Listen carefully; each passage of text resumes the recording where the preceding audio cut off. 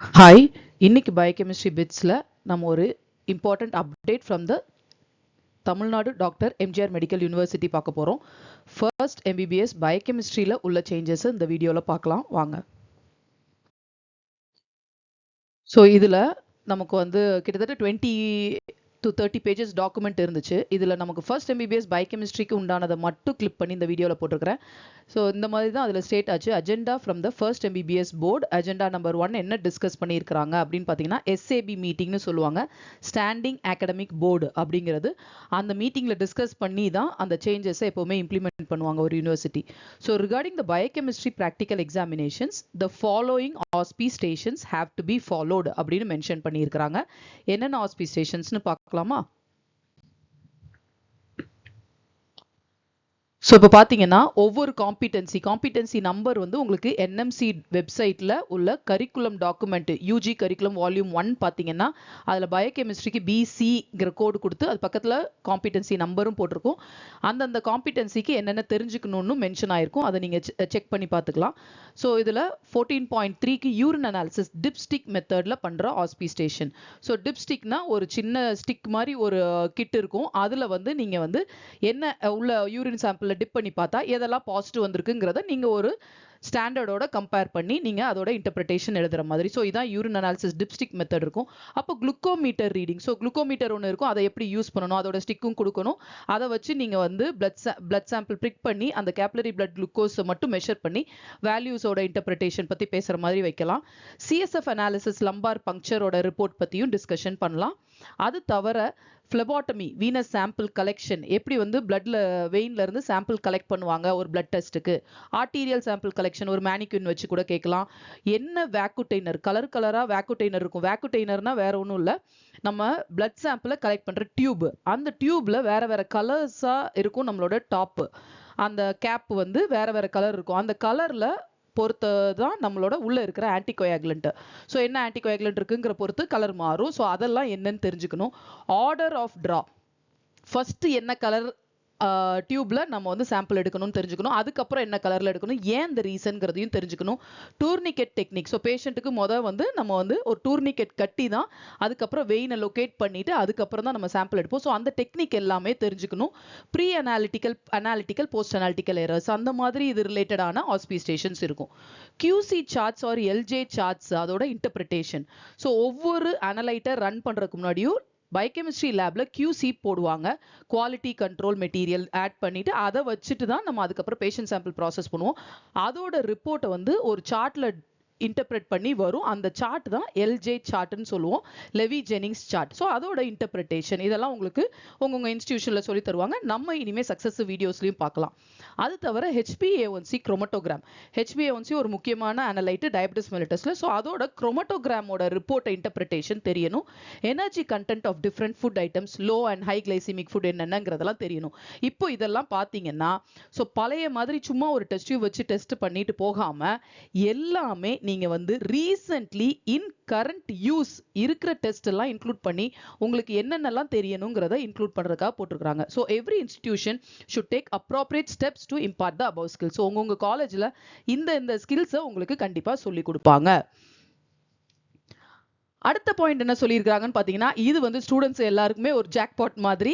இது நிறைய பேர் ஸ்ட்ரகிள் பண்ற ஒரு விஷயம். For the biochemistry practical examinations the procedures for qualitative and quantitative experiments shall be given to the students during the practical examination.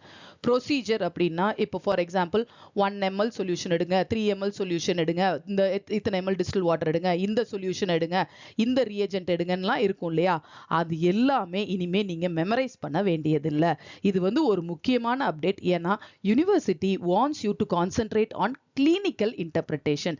இந்த test பண்றது மூலமாவோ இல்ல அதுல என்னென்ன ஆட் பண்ணுவோம் அதோட பிரின்சிபல் உங்களுக்கு தெரியணுமே தவிர என்ன ஆட் பண்ணணும் எவ்வளவு ஆட் பண்ணணுங்கிறது உங்களுடைய கன்சர்ன்ல இல்லைங்கிறதுக்காக இந்த புது அப்டேட்டை கொண்டு வந்திருக்கிறாங்க. ஸோ இதை நீங்க கண்டிப்பா தெரிஞ்சுக்கணும். Procedures for qualitative and quantitative experiments கண்டிப்பா உங்களுக்கு உங்க இன்ஸ்டிடியூஷன்ல உள்ளே கொடுத்துருவாங்க. ஸோ அதை வந்து நீங்க பார்த்து பண்ணா போதும். ஆனா உங்களோட கான்சென்ட்ரேஷன் எங்க இருக்கணும்னா இந்த கிளினிக்கல் இன்டர்பிரிட்டேஷன். ஒரு வேல்யூ வந்துச்சுன்னா அதை வந்து கிளினிக்கலா எங்க யூஸ் பண்ணுவோம், எப்படி இன்டர்பிரட் பண்ணுவோம்னு தெரியணும். ஸோ இது ஒரு முக்கியமான அப்டேட். ஸ்டூடெண்ட்ஸ் எல்லாருக்கும் இது ரொம்ப பிடிக்கும். அப்புறம் ஃப்ரம் 26 to 27 பேட்ச்ல இருந்து கொஞ்சம் ரீஸ்ட்ரக்சரிங் பண்ணியிருக்கிறாங்க பயோகெமிஸ்ட்ரி ப்ராக்டிகல்ஸை கிளினிக்கல் ரெலவன்ஸ் ஜாஸ்தி ஆகிற மாதிரி.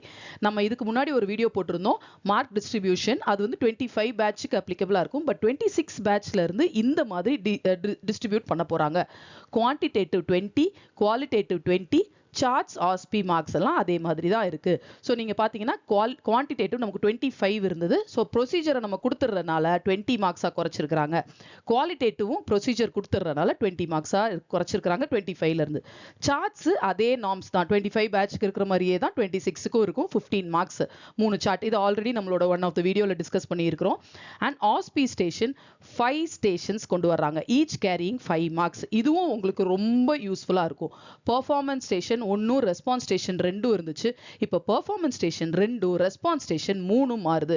ஸோ ஆஸ்பி கொஸ்டின் பேங்க் அப்படிங்கறத உங்க இன்ஸ்டிடியூஷன் கண்டிப்பா எக்ஸாம்க்கு முன்னாடி உங்களுக்கு கொடுத்துருவாங்க.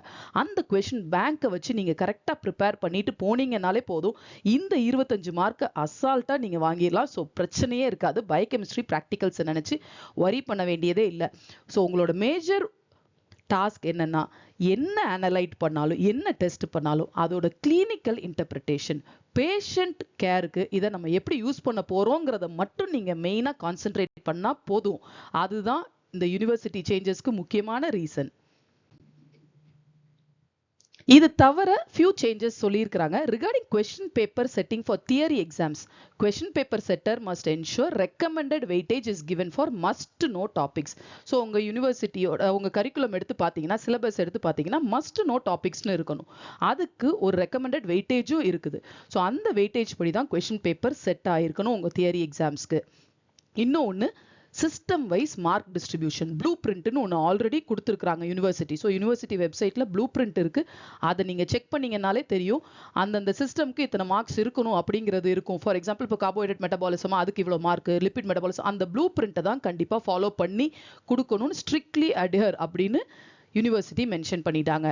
இன்னும் ஒரு இம்பார்ட்டன்ட் விஷயம், இன் a structured essay the diagnosis of the case study must be given in the question itself. இது ஃபர்ஸ்ட் இயர் ஸ்டூடெண்ட்ஸ்க்கு ரொம்ப ரொம்ப ரொம்ப யூஸ்ஃபுல்லான ஒரு விஷயம். ஒரு ஃபர்ஸ்ட் இயர் ஸ்டூடெண்ட் கிளினிக்கல் டேட்டாவை கொடுத்த உடனே டயக்னோசிஸ் வரைக்கும் கொண்டு போகணும்னு அவசியம் இல்லை. ஸோ ஃபர்ஸ்ட் லெவலில் உங்களுக்கு அந்த டயக்னோசிஸ் எதை பாயிண்ட் பண்ணுது, கிளினிக்கலாக நம்ம எதை பற்றி படிச்சிருந்தா இது புரிஞ்சிருக்கும் அப்படிங்கிறத அண்டர்ஸ்டாண்ட் பண்ணால் போதும். ஸோ டயக்னோசிஸ் என்னவா இருக்கும், டயக்னோசிஸை தப்பு பண்ணிட்டா ஃபுல் எஸ்ஸே தப்பாயிடுமேன்னு நிறைய ஸ்டூடெண்ட்ஸ்க்கு எப்போவுமே பயம் இருக்கும். இனிமே அந்த பயமே உங்களுக்கு தேவையில்லை. டயக்னோசிஸ் கண்டிப்பா கொஸ்டின்ல கொடுக்கணும்னு சொல்லிட்டாங்க. ஃபார் எக்ஸாம்பிள் ஃபினைல்கிட்டோனூரியா கொஸ்டின் கொடுத்துருக்காங்க. பயங்கரமா ஒரு 3 year old ஒரு child mental retardation, mousy odour of body fluids, அது இதுன்னு என்ன கொடுத்தாலும் ஹி வாஸ் டயக்னோஸ்ட் வித் ஃபினைல்கிட்டோனூரியான்னு கொஸ்டின்ல கண்டிப்பா ஃபினைல்கிட்டோனூரியா பேர் இருக்கும். ஆனா கொஸ்டின்ஸ் எப்படி இருக்கும்னா, ஃபினைல்கிட்டோனூரியால என்ன என்சைம் டெஃபிஷியன்சி, அந்த என்சைம் எந்த பாத்வேல வரும், அந்த பாத்வே ஃபுல்லா டிஸ்கிரைப் பண்ணுங்க. இது தவிர ஸ்ட்ரக்சர்டா தான் இருக்கும். எதனால அந்த மவுசி ஆர்டர் இருக்கும். ஸோ அந்த மாதிரி ஸ்ட்ரக்சர்ட் எஸ்ஸேல டயக்னோசிஸ் உங்களுக்கு கண்டிப்பா கொடுத்துருவாங்க. இது ஒரு முக்கியமான update. And theory question paper எடுத்தீங்கன்னா the questions shall be structured as per the standards. So அதுதான் யூனிவர்சிட்டியில் ஒரு நார்ம்ஸ் கொடுத்துருக்குறாங்க. அதுபடி தான் உங்களோட தியரி கொஸ்டின் பேப்பர் இருக்கும். அது என்னன்னு நம்ம வீடியோவில் ஆல்ரெடி நம்ம ஒன்று சொல்லியிருக்கிறோம். ஒரு எஸ்ஏ கொஸ்டின் இருக்கணும், அப்புறம் ஷார்ட் நோட்ஸ் இருக்கணும், 6 marks each short notes, 10 short notes இருக்கணும்னு சொல்லியிருந்தோம். ரீசனிங் அவுட் கொஸ்டின்ஸ் அப்படிங்கிறத போட்டிருக்கோன்னு சொல்லியிருக்கு, அதுவும் இருக்கணும். 2 reasoning out 5 marks each. So இந்த ரீசனிங் அவுட் கொஸ்டின் சீரீஸ் ஏதாவது வேணும், என்ன கொஸ்டின்ஸ்லாம் இதில் கேட்கலாம் ரீசனிங் அவுட்னா, அதுக்கு நம்மளோட ரீசனிங் அவுட் கொஸ்டின் சீரீஸ் இருக்கு. அதுவும் நீங்க நம்ம சேனல்ல சப்ஸ்கிரைப் பண்ணி அந்த சீரீஸையும் நீங்க பார்க்கலாம்.